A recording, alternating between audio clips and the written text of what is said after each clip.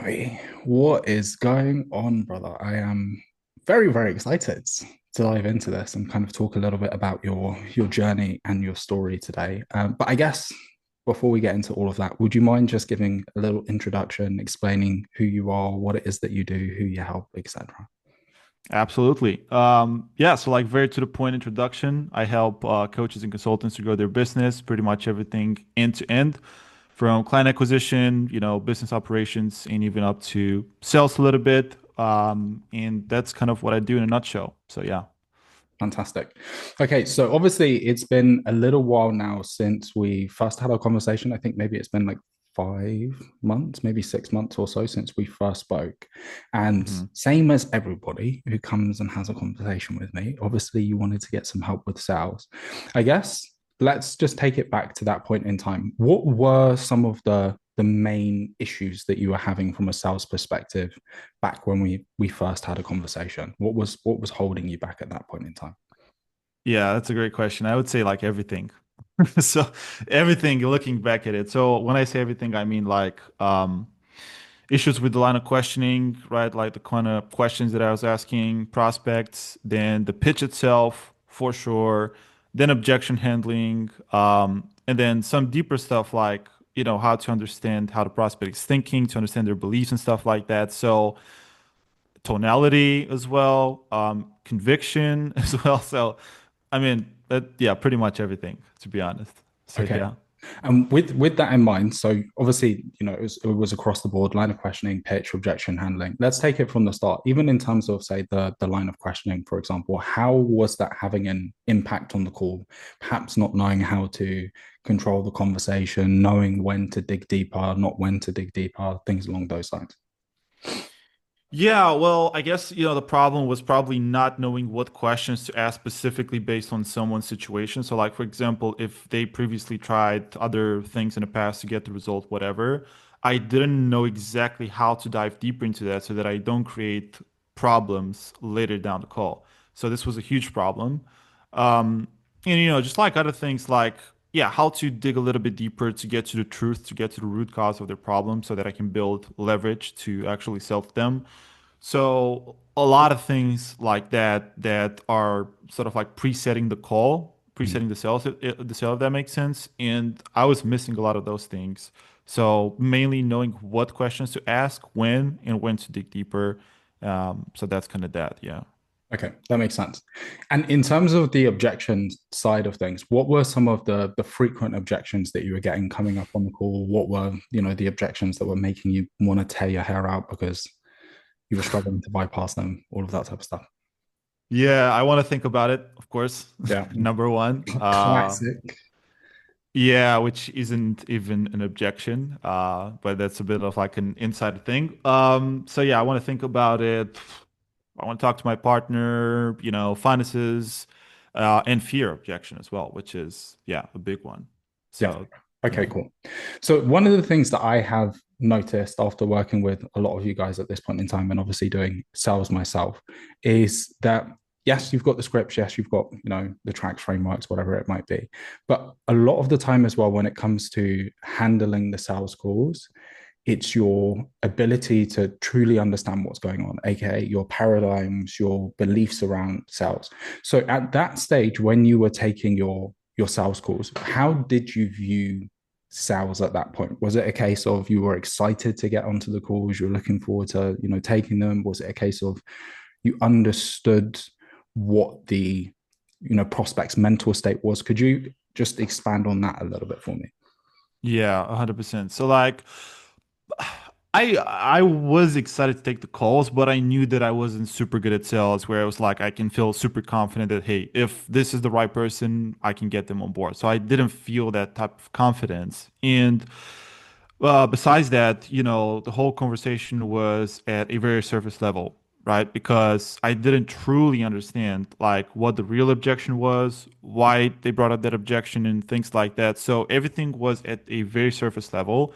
I didn't even know that. Like I didn't even know what the problem was with, the sales side of things. So I was excited to take the calls, but I wasn't really confident going into it. Like they could just bring in any objection and then, the deal is not going to go through.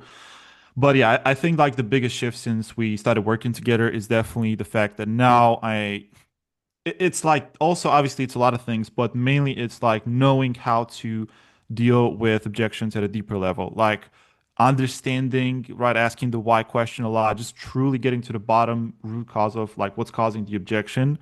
And it's a big shift, like even though, maybe it sounds simple, like it's a game changer. So that's one of the biggest shifts that I had since obviously we started working together. So yeah.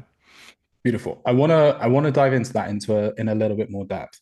But just before we do, when you first jumped into the product, what was your sales conversion rate? What did that look like at the time? Oh man, it's crazy. I think like 8%, 9%. I mean, really bad. Yeah, really bad.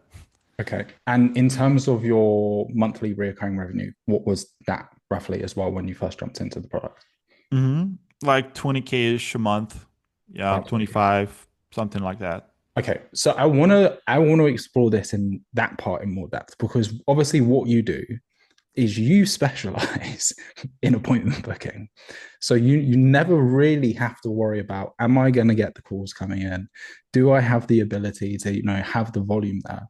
So what did that feel like, right? Being in that position where you knew that I have got appointments, I have the ability to be able to actually grow the business, but because of the sales aspect, because I'm closing, at 8%, I'm not scaling. I'm leaving a lot of money on the table. How was that experience for you? Knowing on a daily basis you're missing out on a lot of opportunity. Yeah, it was very frustrating because it sales genuinely was the bottleneck. Like I was getting a lot of calls. I'm getting a lot of calls. My ABR is, really good. So, yeah, I mean, it was really frustrating because I knew that I wasn't really, really good at sales, and this was stopping me from obviously scaling. So that means that, I couldn't hire a sales rep. Even if I was getting more calls, the conversion rate was not good enough. So it was definitely frustrating. And especially in my space, right, with coaches and consultants, they're quite smart. A lot of them are skeptical. They've been burned in the past a lot because, it's a big space, a lot of, bad offers out there. So I feel like, if you're not good at sales, especially in a crowded market and like a more saturated market, like you're toast. Like that's it. You cannot do anything. So yeah, I feel like sales is so important, especially for saturated markets, but really for everyone else as well. So it was frustrating to summarize it. Yeah.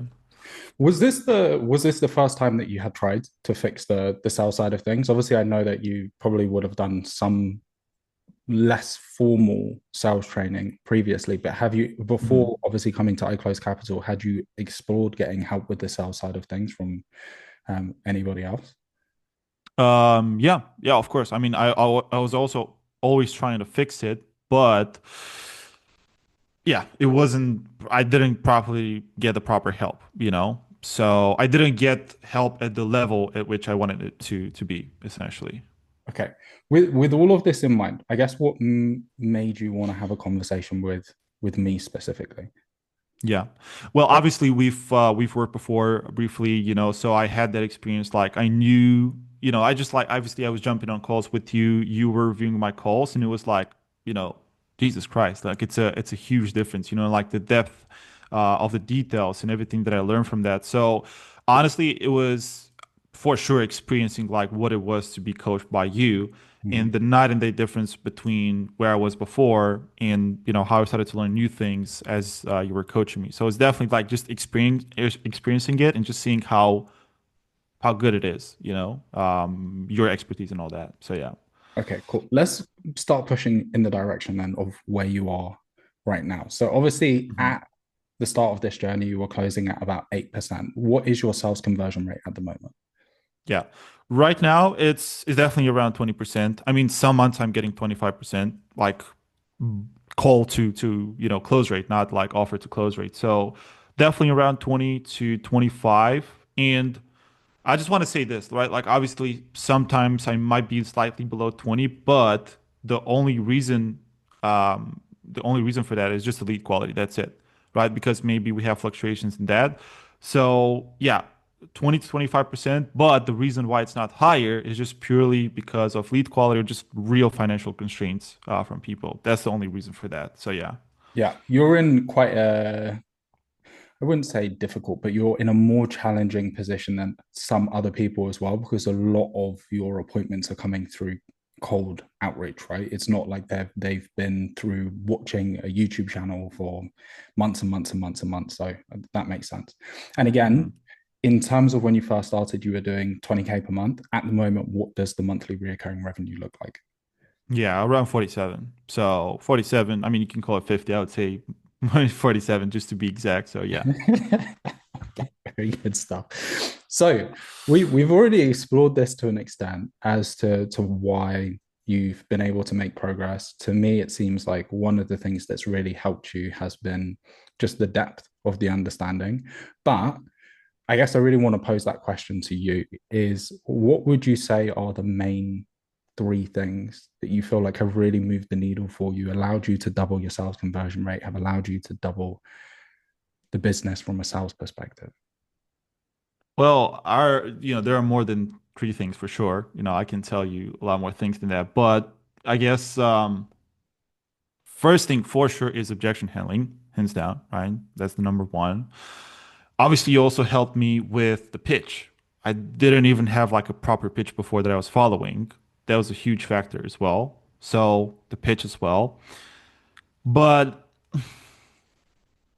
the third thing is definitely like the deeper understanding of objections in how prospects think and how to think from their perspective. So maybe it's not that concrete like this, third thing, but it's, just understanding sales and the prospect at a deeper level, understanding how they think so that, you can break limiting beliefs, you can, get them across the line easier without pushing them. So yeah. Yeah, that makes sense. And this kind of loops back to what I was saying before around the whole soft skills standpoint. Because when I first created the product, I thought the thing that was going to move the needle the most for people was just, hey, Gabby, here's like 50 pages worth of scripts that you can use in your sales calls. Go and have fun. But as time has gone by, I have seen countless times, again and again and again and again, it's that understanding, it's the paradigm shifts, it's understanding the soft skills, how to go about utilizing them. And then it gets to a point where everybody goes through this journey, they use the scripts a lot, and then they just completely stop using Yeah. the scripts because they don't need them. Like they actually Yeah. understand themselves. So let's dive into the objection handling piece. When you say that you feel like the product has helped you from an objection handling standpoint, I get that, yes, the understanding has helped, but especially with reference to some of the objections you were facing before, partner objection, fear objection, time to think about it objection, how has your understanding helped you to navigate those situations a little bit more seamlessly now? Yeah, no, that's a great question. Well, obviously, first of all, is the fact that and you're right, like right now that I'm thinking about it, I'm not using the script anymore because I understand the objections so well that I just don't need a script, right? I'm fully present in a conversation and I'm with the prospect. So, how it changed is that I genuinely understand like what the prospect's concern are. I understand how they think, but also I can see if they're not genuine. Like I can see if they're not telling the truth. I can see if there's something else going on in the background for them, right? In the back of their mind. So I can read people better as well. I guess this is what I'm trying to say. So and obviously this is crucial to sales, right? Like if you don't know that, then you're just gonna whatever, you're not gonna close the deals. You can use the tracks, but you're not gonna move the needle. So yeah, are those things as well. Like just understanding how the prospect feels and just being able to read people, and see through, the surface level. Okay, perfect. With all of this in mind, right? Now you're in the position where you have stability on the sales side of things, business is growing more predictably. What are your goals? What is it that you're aiming towards now? I know that we've spoken a little bit about getting you into the position where you're hiring a closer, but what are the objectives for the business at this point in time now? Oh yeah, for sure. Well, definitely building my team, getting a closer, which I'm in the process of doing that right now. Scaling to seven figures and obviously to eight figures later down the line. So those are the main goals, let's say. Cool. Last two questions from me, Gabby. First one would be, and again, I'm promise you, I'm not looking for a specific answer here. If somebody was sitting on the fence, right? They were like, I don't know. There's a lot of people out in the market who say they can help you with sales. I've been through other courses in the past. Yeah, I've had a conversation with Jack or with his team. If they were sitting on the fence, what would you say to them if they were unsure about whether or not this is going to be different, whether this is going to be the right thing for them? Yeah, do it right now. Like right now, book a call, right, with you because I've personally taken a lot of courses, right, in the past. I've been through, quite a lot of programs to help with sales. And I can really tell that yours was the most helpful, even though the other programs were from, the biggest gurus in the space and all that, especially when it comes to sales. Yours was the one that moved the needle the most for me, right? And it's not just like the course itself, right? It's also like the coaching is also like you help me with everything. So it's so much more than just helping them to become better at sales. Like it can be if they're a business owner, you're gonna help them with their business, just like you've done for me. If they're a closer, you're gonna help them to get into a closing opportunity as well. That's what I've seen in the community, right? So there's so many more things that you help with that is just more than sales that's going to help them make more money, grow their business, whatever. So, yeah, do it right now because it generally is like so much deeper than everything else out there. It's like, yeah, I would definitely say it's the best for sure. Do you know it's difficult because I understand that perspective as well, and I'm not taking anything away from anybody else in the market because I think there's a lot of fantastic people in the industry, but sales is so complicated because you're dealing with human psychology. And so one of the key things that I kept obsessing about when I was creating the product was the depth. Because I know for people to be able to go through a transformation, there's so many things that you need to be able to pick up on. So it's encouraging to hear that for you, it is the depth of the information, not just spending like 3 hours covering objections as a whole, but like 15 hours on everything in total really made a difference. Last question that I have for you, Gabby, is, and it is really an open ended question. The answer can be no. Is there anything that we haven't discussed today that you wanted to bring to the table, that you wanted to talk about? That's a good question. You got me thinking. Well, I would say that's pretty much it. I would say, the last thing is what I've realized, with your program is the fact that sales is, not just about the scripts, it's not just about the tracks and all that. So this is what I learned with your program as well, right? Because it's so much more than that. It's like about understanding the prospect. It's about, understanding human psychology, understanding the principles, when to say what. So a lot more things. So this is another reason why I think that everyone should go with your program instead, because it's not just about the scripts, like, okay, here's how you handle objection, that's it, right? Um, so I guess yeah, this is the main thing, right? It's more than just like the scripts, the templates, like this is how you pitch. It's more than that. So this is what I learned from, working with you, besides everything else. So yeah. Beautiful.